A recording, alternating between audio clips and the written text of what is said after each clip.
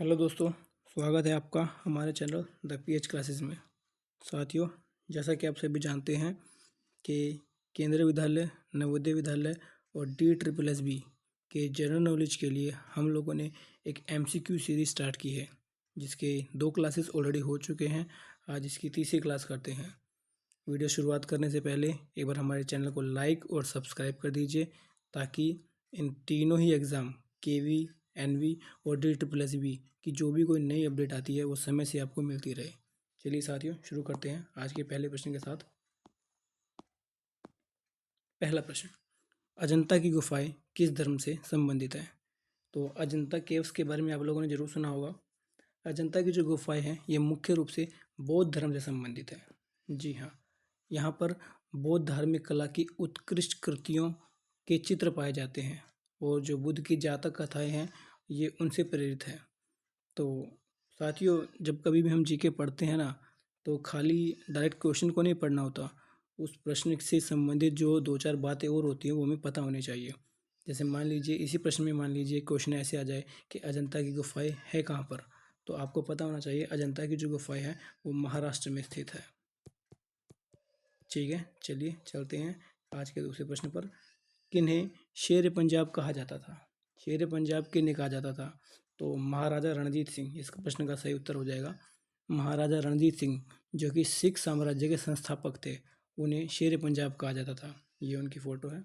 19वीं शताब्दी की शुरुआत में उत्तर पश्चिमी भारतीय उपमहाद्वीप पे शासन करने वाले सिख साम्राज्य की स्थापना इन्होंने ही की थी। चलिए चलते हैं अगले प्रश्न पर, क्वेश्चन नंबर 3 पर। कौन सा राजवंश ब्राह्मणवादी नीतियों के लिए प्रसिद्ध था? तो मैं आपको बता दूं दोस्तों कि गुप्त काल जो था वो ब्राह्मणवादी नीतियों के लिए प्रसिद्ध था। देखिए, मगर मौर्य काल की बात करते हैं तो चंद्रगुप्त मौर्य ने मौर्य काल की शुरुआत की थी, और चंद्रगुप्त मौर्य ने अपने जीवन के अंतिम वर्षों में जैन धर्म को अपना लिया था। इसके अलावा अगर हम मौर्य वंश में ही अशोक के बारे में पढ़े तो सम्राट अशोक ने कलिंग विजय के बाद बौद्ध धर्म को अपना लिया था। तो मौर्य वंश तो बिल्कुल ही कट गया। मुगल वंश भी कट गया क्योंकि ये एक इस्लामिक धर्म था। तो गुप्त काल इसका बिल्कुल सही उत्तर है, जिन्हों की ब्राह्मणवादी नीतियों के लिए ये प्रसिद्ध था। चलिए चलते हैं अगले प्रश्न पर, क्वेश्चन नंबर 4। राज्यसभा का स्थायी अध्यक्ष कौन होता है? तो राज्यसभा का पदेन अध्यक्ष जो होता है वो भारत का उपराष्ट्रपति होता है। ठीक है। अच्छा, एक ना इसमें उपसभापति भी होता है। तो जब उपराष्ट्रपति नहीं होता तो वो उपसभापति जो होता है, जो कि सदन के सदस्यों के द्वारा ही चुना जाता है, वो अध्यक्षता करता है। अच्छा, इसी प्रश्न में एक क्वेश्चन ऐसे भी आ सकता है कि किस आर्टिकल के तहत ये सब होता है? तो भारत का जो उपराष्ट्रपति है वो राज्यसभा का पदेन सभापति होता है। यह है हमें अनुच्छेद 64 के तहत पता चलता है। चलिए अगले प्रश्न पर चलते हैं, क्वेश्चन नंबर 5 पर। पंचायती राज प्रणाली किस समिति से संबंधित है? तो पंचायती राज प्रणाली मुख्य रूप से ना बलवंत राय मेहता से संबंधित है। बलवंत राय मेहता कमेटी, इसके बारे में आपको बता दूं 1957 में ये कमेटी का गठन हुआ था, और इसने ना त्रिस्तरीय पंचायती राज व्यवस्था की सिफारिश की थी।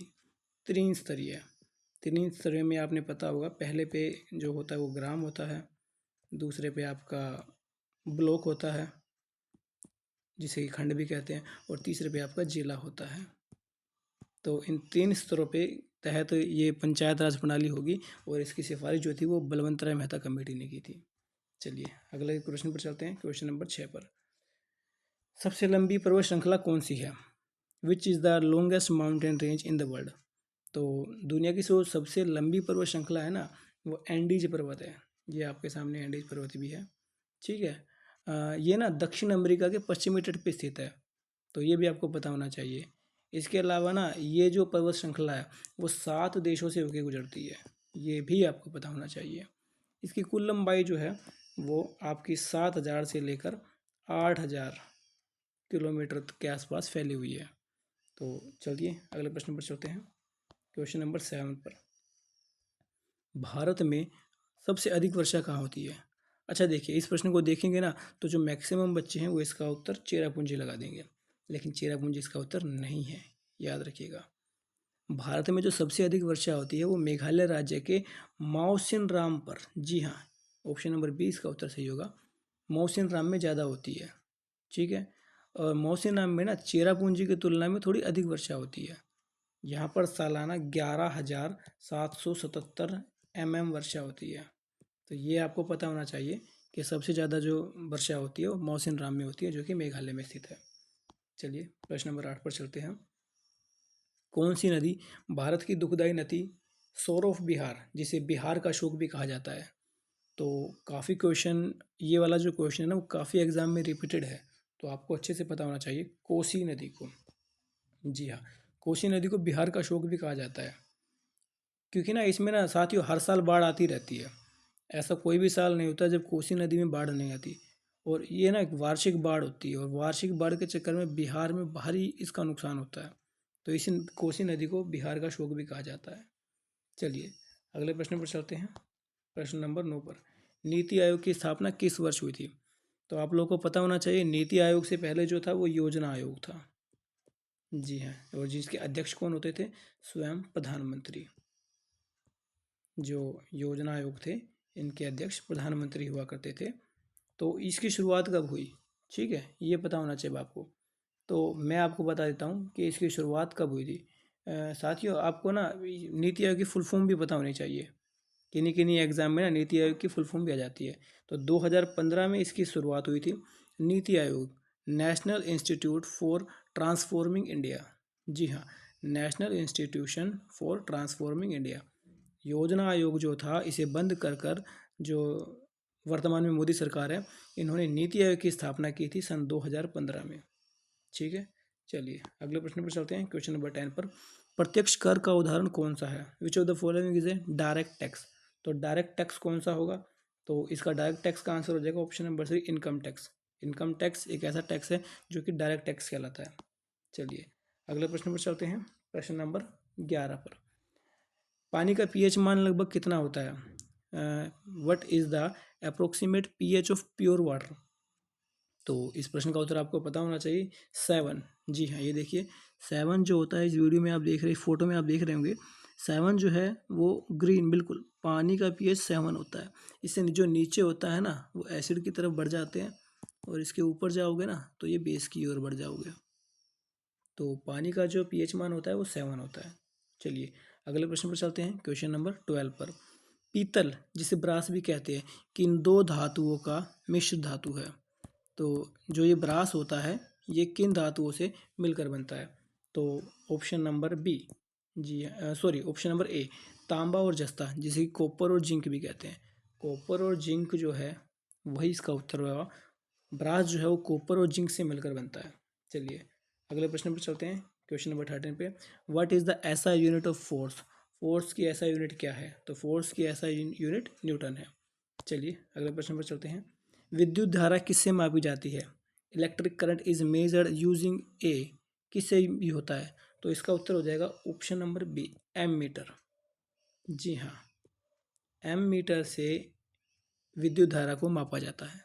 चलिए आगे चलते हैं। इनसे संबंधित ना कुछ मैंने फोटोज़ भी लगा दिए, आप जरा इन्हें देख लीजिएगा, ये आपके जरूर काम आएंगे। चलिए अगले प्रश्न पर चलते हैं। क्वेश्चन नंबर 15 पर, भारत का राष्ट्रीय जलीय जीव कौन सा है? तो राष्ट्रीय जलीय जीव जो होगा वो गंगा डॉल्फिन।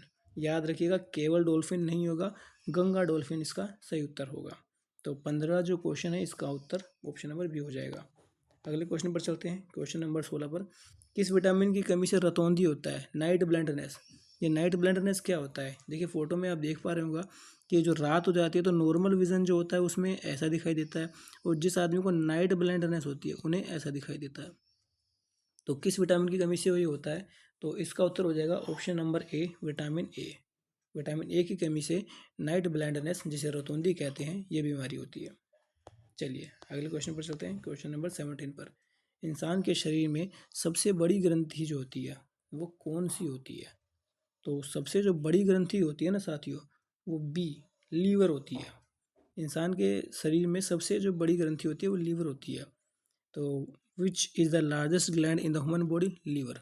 अच्छा, इसी क्वेश्चन को अगर मैं घुमा दूँ कि इंसान के शरीर में सबसे जो छोटी ग्रंथि होती है वो कौन सी होती है, तो वो पीनियल ग्रंथि होती है।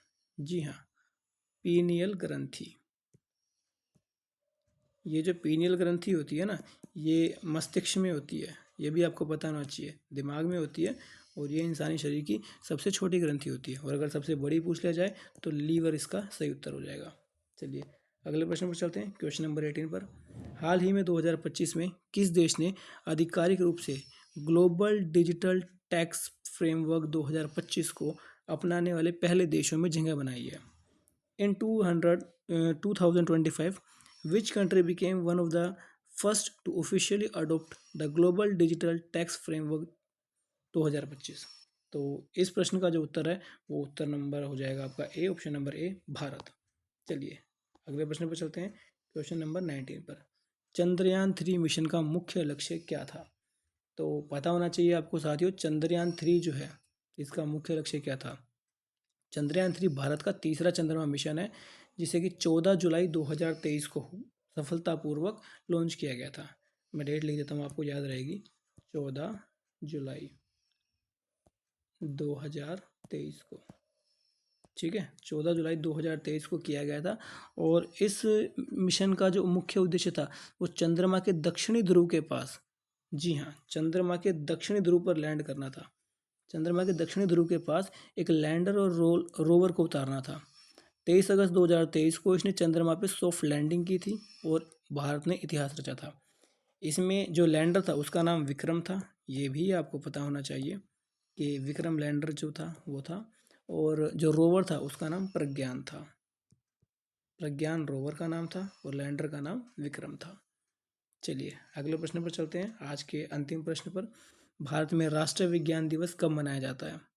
तो जैसा कि आप देख ही रहे हैं, विज्ञान दिवस जो है वो डॉक्टर सी.वी. रमन की याद में मनाया जाता है। ठीक है, और 28 फरवरी को, जी हाँ, हर साल 28 फरवरी को, इसकी शुरुआत वैसे 28 फरवरी 1928 को सी.वी. रमन जी की याद में हुई थी। तो इन्हीं की याद में हम नेशनल साइंस डे हर साल मनाते हैं। तो साथियों, आज की हमारी वीडियो में इतना ही। कोशिश करेंगे कि जल्द से जल्द और वीडियो डाली जाए, ताकि आपके एग्ज़ाम से पहले आपके पास 500 से 600 क्वेश्चंस का एक अच्छा क्वेश्चन बैंक हो।